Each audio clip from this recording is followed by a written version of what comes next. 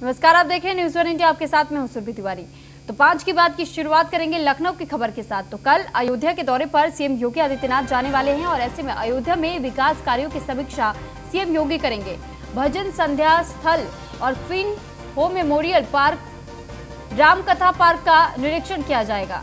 तो अयोध्या से वाराणसी भी जाएंगे सीएम योगी आदित्यनाथ। 7 और 8 फरवरी को सीएम योगी का अयोध्या और वाराणसी का ये दौरा बताया जा रहा है। सीएम योगी वाराणसी में विकास कार्यों की समीक्षा करने के लिए कल वाराणसी जाने वाले हैं। तो वाराणसी में ही रात्रि विश्राम भी करेंगे सीएम योगी आदित्यनाथ। वाराणसी में काशी कॉरिडोर का स्थलीय निरीक्षण कर सकते हैं। तो 8 फरवरी को एक्सप्रेस वे का निरीक्षण करेंगे CM Yogi Adityanath. Express way के निरीक्षण के बाद लखनऊ वापस लौटेंगे सीएम योगी। तो 8 फरवरी को एक्सप्रेस वे का निरीक्षण करके वापस लौटेंगे लखनऊ और ऐसे में कल अयोध्या के दौरे पर रहेंगे सीएम योगी आदित्यनाथ, फिर वो वाराणसी के लिए रवाना होंगे।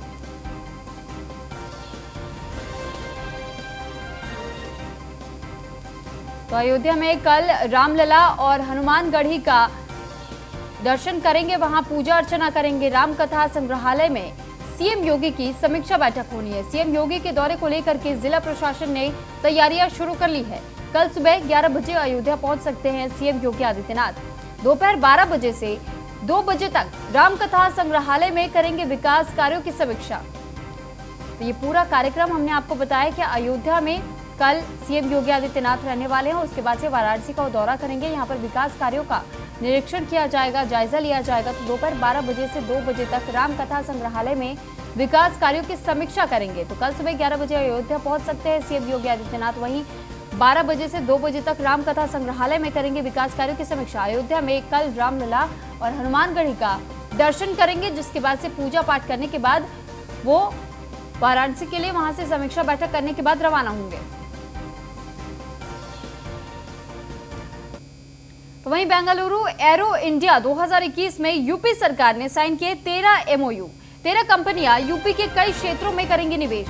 13 कंपनियों के साथ 4500 करोड़ की निवेश योजना पर सहमति जताई गई है। निवेश योजना से यूपी के 8945 युवाओं को रोजगार मिलेगा।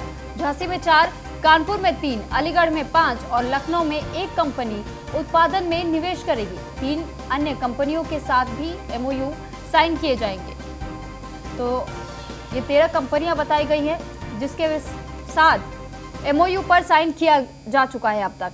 तो इस पर अधिक जानकारी के लिए एसके वाजपेयी हमारे संवाददाता फोन लाइन पर जुड़ चुके हैं। एसके, आपसे जानकारी चाहेंगे। बड़ी 13 कंपनियां बताई जा रही है जो कि उत्तर प्रदेश में निवेश करना चाहती है, यानी एक और रोजगार का अवसर मान सकते हैं। बिल्कुल, हम देखें जिस तरीके से उत्तर प्रदेश सरकार लगातार प्रयास कर रही है कि उत्तर प्रदेश में निवेश बढ़े और रोजगार के साधन बढ़े, उत्तर प्रदेश में उद्योग आए, उसको लेकर उत्तर प्रदेश सरकार इस जो एरो इंडिया 2021 का आयोजन बेंगलुरु में हो रहा था, उसमें उत्तर प्रदेश सरकार की तरफ से प्रतिनिधि पहुंचे थे, जिसमें उत्तर प्रदेश सरकार ने अपना स्टॉल भी लगाया था। साथ ही साथ में उसमें उत्तर प्रदेश के जो आला अफसर हैं, जो यूपीडा से जुड़े हुए हैं, जो उत्तर प्रदेश के औद्योगिक विकास मंत्री हैं सतीश महाना, वो भी इस कार्यक्रम में मौजूद थे। तो कहीं न कहीं उत्तर प्रदेश सरकार का प्रयास अब लंग ला रहा है। जो उत्तर प्रदेश सरकार ने जो डिफेंस एक्सपो किया था, उसमें जिन कंपनियों ने उत्तर प्रदेश में निवेश की इच्छा जताई थी, उन 13 कंपनियों के साथ उत्तर प्रदेश सरकार ने एमओयू साइन कर लिया है। हालांकि ये कुल कंपनियां 17 हैं, जिसमें 13 कंपनियां ऐसी हैं जो सीधे तौर पर उत्तर प्रदेश के डिफेंस कॉरिडोर में निवेश करने जा रही हैं।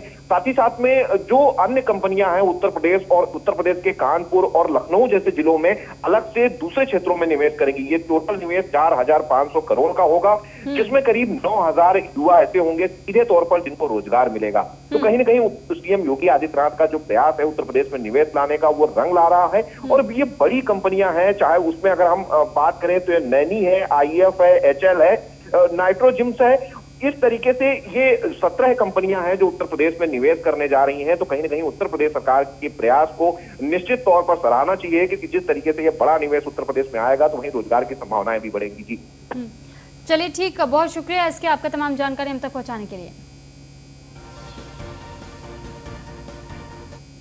वहीं मथुरा में श्री कृष्ण जन्मभूमि विवाद मामले में सुनवाई एडीजे 6 कोर्ट में सेवायत का वादा स्वीकार किया गया है। तो सभी पक्षकारों को कोर्ट से नोटिस जारी होंगे और 8 मार्च कोर्ट में अगली सुनवाई की जाएगी। तो अब तक कोर्ट में 4 वाद हो चुके हैं दायर। तो अब तक 4 वाद को दायर किया जा चुका है और सभी पक्षकारों को नोटिस भी जारी किया जा रहा है। 8 मार्च को कोर्ट में एक बार फिर से अगली सुनवाई रखी गई है। तो अब तक कोर्ट में 4 वाद दायर किए जा चुके हैं। तो मथुरा में जो कृष्ण जन्मभूमि विवाद चल रहा है उसी को लेकर के सुनवाई जो टली थी, अब ये कहा जा रहा है कि एक बार फिर से जल्द ही इस पूरे मामले पर सुनवाई हो सकती है। एडीजे कोर्ट में ये सुनवाई होगी। सभी पक्षकारों को कोर्ट से नोटिस जारी होंगे। तो जो भी पक्षकार हैं उन्हें नोटिस पहले जारी किया जाएगा, उसके बाद से 8 मार्च को अगली सुनवाई रखी गई है। तो अब तक कोर्ट में 4 वाद दायर किए जा चुके हैं। श्री कृष्ण जन्मभूमि विवाद मामले में सुनवाई होनी है और इसी के तहत एडीजे 6 कोर्ट में सेवायत का वाद स्वीकार हो चुका है अब तक। तो सभी पक्षकारों को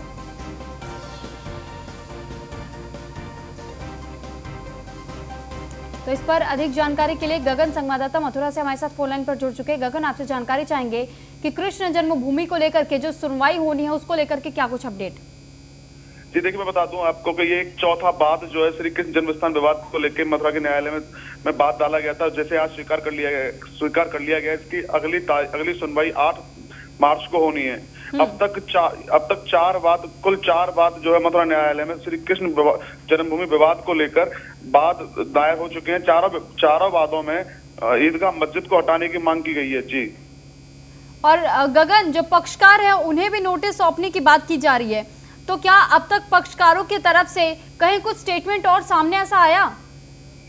जी देखिए, मैं बता दूं आपको कि इससे पहले 2 वाद स्वीकार किए जा चुके हैं। दोनों वादों में पक्षकारों को नोटिस जारी कर दिए गए थे। दोनों नोटिस जारी करने के बाद पक्षकारों ने अपनी अपनी पक्ष जो है न्यायालय के समक्ष प्रस्तुत करे और आज जो बात स्वीकार किया है इसमें आज जो है जितने भी इसमें पक्षकार बनाए हैं, पक्षकारों को नोटिस जारी किए जा रहे हैं। नोटिस जारी करने के बाद चारों पक्षकार अपने जो उनका जो जवाब है उसे न्यायालय के सामने प्रस्तुत करेंगे। जी चलिए ठीक, बहुत शुक्रिया आपका गगन, तमाम जानकारी हम तक पहुंचाने के लिए। तो अब तक कोर्ट में 4 वाद दायर किए जा चुके हैं। श्री कृष्ण जन्मभूमि विवाद जो अब सुनवाई के लिए तैयार है, 8 मार्च को तारीख दे दी गई है। 8 मार्च को सुप्रीम कोर्ट में एक बार फिर से इस चीज को लेकर के चर्चा की जा सकती है। लेकिन अभी ये जो बहस चल रही है, इस बहस में दोनों ही पक्षकार जो बताए जा रहे हैं, पक्षकारों को एक एक करके नोटिस भी जारी किया जाएगा। तो कोर्ट में अगली सुनवाई होगी। अब तक 4 वाद दायर किए जा चुके हैं। तो वहीं लखनऊ में कृषि कानून के विरोध में भारतीय किसान यूनियन ने डीएम को ज्ञापन सौंपा है। जिला अध्यक्ष गुरमीत सिंह के नेतृत्व में 11 सदस्यीय प्रतिनिधिमंडल ने ये ज्ञापन सौंपा है। ज्ञापन सौंप तीनों कृषि कानून को वापस लेने की मांग की गई है। सरकार फसलों का उचित मूल्य दे, भारतीय किसान यूनियन का ये कहना है और यही मांगे लेकर के वो लगातार इस आंदोलन में डटे हुए हैं। सरकार एमएसपी को कानून बनाए। तो भारतीय किसान यूनियन की तरफ से इस ज्ञापन में इसका भी जिक्र किया गया है कि एमएसपी को कानून के रूप में जल्द से जल्द लागू किया जाए। किसानों की अन्य समस्याओं को सरकार निराकरण करे। तो भारतीय किसान यूनियन के ये वो बातें जो इस ज्ञापन में लिखी गई, जो इस ज्ञापन को सौंपने के बाद से इनके तरफ से कही जा रही है, क्योंकि ये वो मांगे हैं जो किसान इतने दिनों से आंदोलन को लेकर के चर्चा में बने हुए हैं। तो ये आंदोलन अभी जारी है, किसान आंदोलन, और ऐसे में अब सरकार से ये अर्जी दी जा रही है। डीएम को इसी के तहत एक ज्ञापन भी सौंपा जा चुका है। तो लखनऊ में कृषि कानून के विरोध में भारतीय किसान यूनियन ने डीएम को ज्ञापन सौंपा है।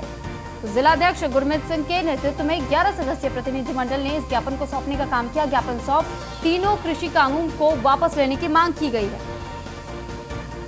सरकार फसलों का उचित मूल्य दे, भारतीय किसान यूनियन की तरफ से ये कहा गया। तो वहीं खबर अब लखनऊ से, जहां पर बिजनौर में रचित की हत्या का मामला, घटनास्थल के इलाके में एसपी बिजनौर कर रहे हैं फ्लैग मार्च और आईजी मुरादाबाद को भी बिजनौर पहुंचने के निर्देश जारी किए गए हैं। डीजीपी ऑफिस से सोशल मीडिया पर रखी जा रही कड़ी निगरानी, माहौल बिगड़ने की कोशिश करने वालों पर सख्त कार्रवाई के निर्देश जारी किए गए हैं। तो माहौल बिगड़ने की कोशिश करने वालों पर सख्त कार्रवाई के निर्देश जारी कर दिए गए हैं। लगातार निगरानी रखी जा रही है। बिजनौर में रचित की हत्या का मामला सामने आया है और ऐसे में घटनास्थल के इलाके में एसपी बिजनौर फ्लैग मार्च कर रहे हैं। आईजी मुरादाबाद को बिजनौर पहुंचने के लिए निर्देश जारी कर दिया गया है। डीजीपी ऑफिस से सोशल मीडिया पर रखी जा रही है नजर। तो लगातार सोशल मीडिया पर भी निगरानी पुलिस की तरफ से बनाई गई है और माहौल ना बिगड़े इसके लिए भी तमाम प्रयास किए जा रहे हैं। साथ ही सख्त कार्रवाई करने के निर्देश भी जारी किए गए हैं कि अगर किसी ने भी मामला बिगाड़ने की कोशिश की और ऐसी किसी पहल की शुरुआत होती है कि अगर किसी तरीके के दंगे भड़काए जाए या ऐसा कोई मामला, तो उसे तुरंत से तुरंत संज्ञान में लिया जाना चाहिए और उस पर आगे की कार्रवाई वैसे ही होनी चाहिए। तो माहौल बिगाड़ने की कोशिश करने वालों पर सख्त कार्रवाई के निर्देश जारी किए गए हैं। बिजनौर में रचित की हत्या का ये पूरा मामला बताया जा रहा है। लखनऊ की खबर, जहां पर घटनास्थल के इलाके में एसपी बिजनौर फ्लैग मार्च कर रहे हैं। इस पर अधिक जानकारी के लिए एसके वाजपेयी हमारे संवाददाता फोन लाइन पर जुड़ चुके। एसके, ये जो पूरा मामला बताया जा रहा है हत्या का, अब तक क्या कुछ कार्रवाई हुई है इसमें?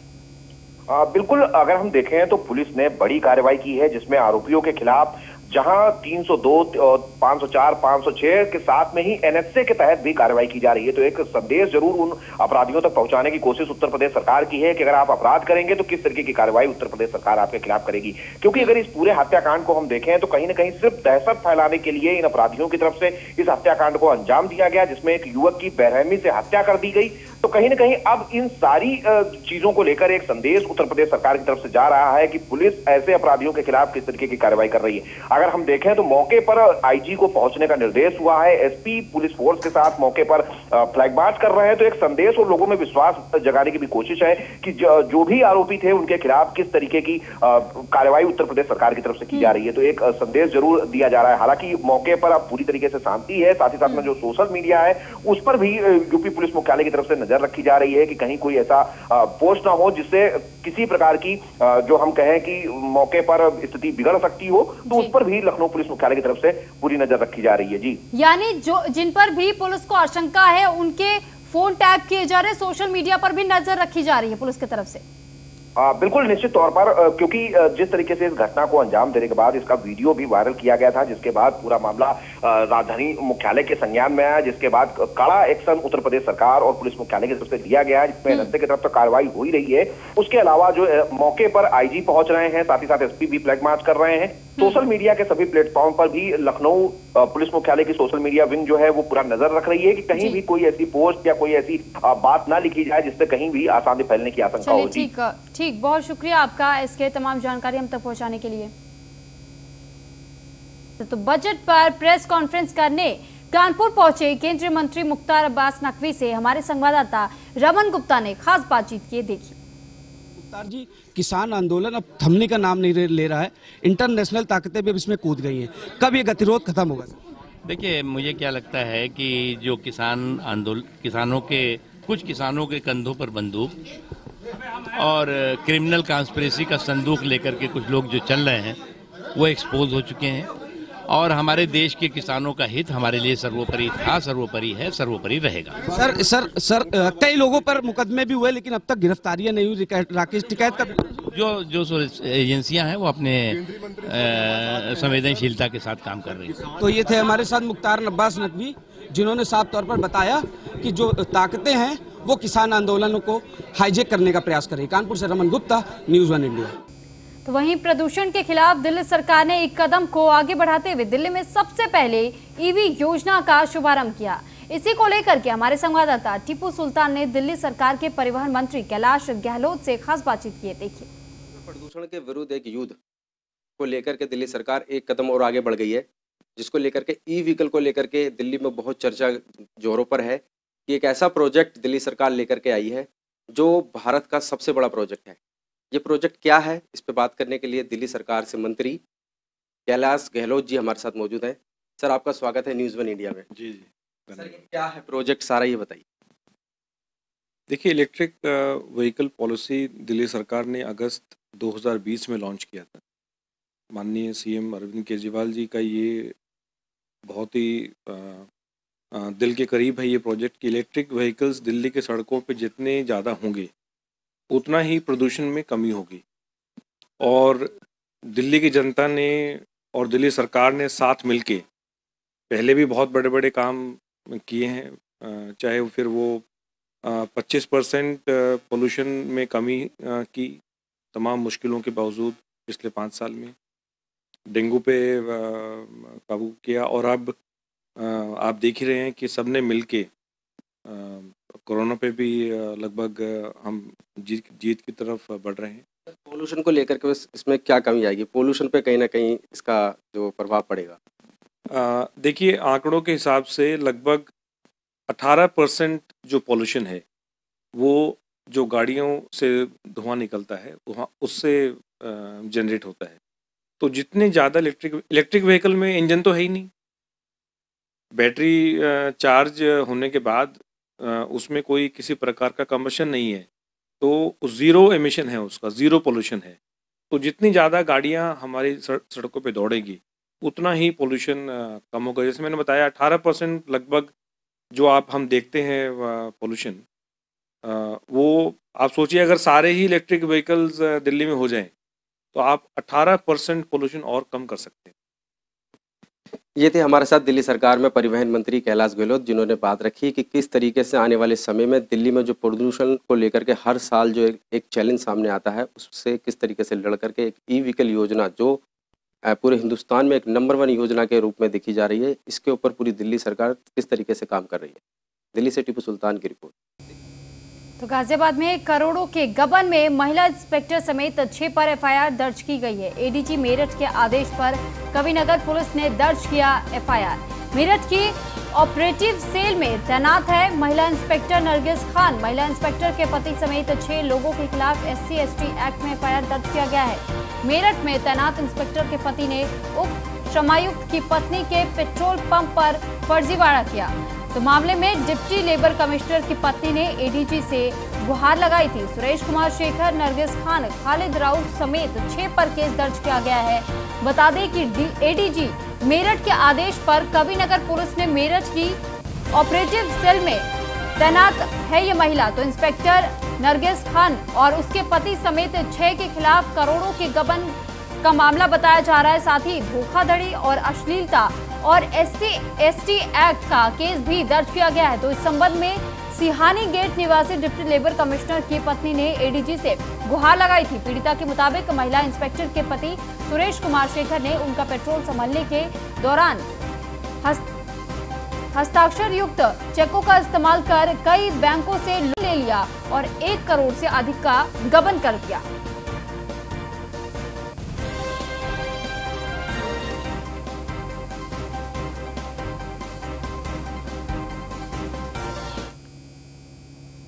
तो न्यूज़ 1 इंडिया पर भूमाफिया का सबसे बड़ा खुलासा करने जा रहे हैं। गाजियाबाद विकास प्राधिकरण और भूमाफिया का ये बड़ा खेल लंबे समय से चल रहा है। हिंडन डूब क्षेत्र की जमीन पर अवैध रॉयल डायमंड बैंकेट हॉल बना हुआ है। जीडीए के अधिकारियों की मिली भगत से इस अवैध फार्म हाउस को बनाने का काम किया गया है। अवैध बैंकेट हॉल बनाने वाले माफिया पर मेहरबान है जीडीए। इंदिरापुरम अहिंसा खंड 2 हिंडन की रेतीली जमीन पर मौत का अवैध फार्म हाउस तैयार किया गया है। मुरादनगर शमशान घाट घटना के बाद भी अब तक प्रशासन नहीं जागा है और ना जागी है जीडीए। तो नियमों का उल्लंघन करके रेतीले और भुरभुरी मिट्टी पर इस बैंकेट हॉल को बनाकर तैयार किया गया है। तो जीडीए की तरफ से ध्वस्तीकरण नोटिस चस्पाए जाने के बावजूद अब तक कोई कार्रवाई इस पूरे मामले में नहीं हुई है। लेकिन नोटिस चिपकाने के बाद भी ये कारोबार जो है बैंकेट हॉल का वो अब भी फल फूल रहा है। तो अवैध रॉयल डायमंड बैंकेट हॉल में शादी पार्टी करने वाले लोग अब सावधान हो जाए। अवैध रॉयल डायमंड बैंकेट हॉल में भी कभी भी एक बड़ी घटना घट सकती है। तो अवैध रॉयल डायमंड बैंकेट को लेकर के लगातार की गई और ये शिकायतें भी लिखी गई। तो जीडीए और डीएम से लेकर सीएम योगी तक को शिकायतकर्ता वकील सोनिया वर्मा ने शिकायत की। महिला अधिवक्ता की शिकायत के बाद भी मामले में अब भी प्रशासन बिल्कुल मौन नजर आ रही है। जो अधिकारी है वो कोई कार्रवाई करने को तैयार नहीं है। अवैध फार्म हाउस का संचालक है प्रवीण नागर और अखिलेश शर्मा। तो ये बैंकेट हॉल जिसकी तस्वीरें हम आपको दिखा रहे हैं जो भुरभुरी मिट्टी पर बनी हुई है और ये कभी भी इस बैंकेट हॉल में एक बड़ा हादसा हो सकता है। लगातार कई बार महिला अधिवक्ता की तरफ से शिकायत की गई लेकिन अब तक कोई इस मामले में कार्रवाई नहीं की गई है, ना ही इस मामले की सुनवाई हो रही है। तो एक तरीके से न्योता देने की कोशिश की जा रही है हादसे को। मैंने एक शिकायत दी थी, इसमें एक डूब क्षेत्र में एक संचालन चल रहा है एक बैंकेट हॉल का जो रॉयल बैंकेट हॉल के नाम से अहिंसा खंड 2 में स्थित है इंदिरापुरम में, जिसके संचालक प्रवीण नागर और एक अखिलेश शर्मा जी हैं जो भूमाफिया किस्म के लोग हैं और अवैध तरीके से इस बैंकेट हॉल को चला रहे हैं। ठीक है, पहले भी कई बार ऐसी शिकायतें हो चुकी हैं। देखिए, आप मुरादनगर शमशान घाट की घटना ले लीजिए, आप सावेरी की घटना ले लीजिए, इसमें कितने लोगों की जान माल की क्षति हुई है, लेकिन अभी तक भी जीडीए द्वारा कोई कार्रवाई नहीं की गई है इसमें, ठीक है। और इसमें यह है कि अगर कोई एक नोटिस भी चला जाता है, और इसमें नोटिस भी गया था जो 7/12/19 में दिया गया था ध्वस्तीकरण का, लेकिन आज तक भी जीडीए द्वारा उसको गिराया नहीं गया है। क्यों? क्योंकि जीडीए के और नगर निगम के सारे लोग इसमें साठगांठ करके मिले हुए हैं, जो इस तरह की घटनाओं को और उसको प्रोत्साहन दे रहे हैं। आपने किसको शिकायत दी? मैंने शिकायत दी है डीएम महोदय को, मैंने मुख्यमंत्री को शिकायत दी है, मैंने काफ़ी जगह शिकायतें दी हैं, लेकिन अभी तक कोई कार्रवाई नहीं हुई।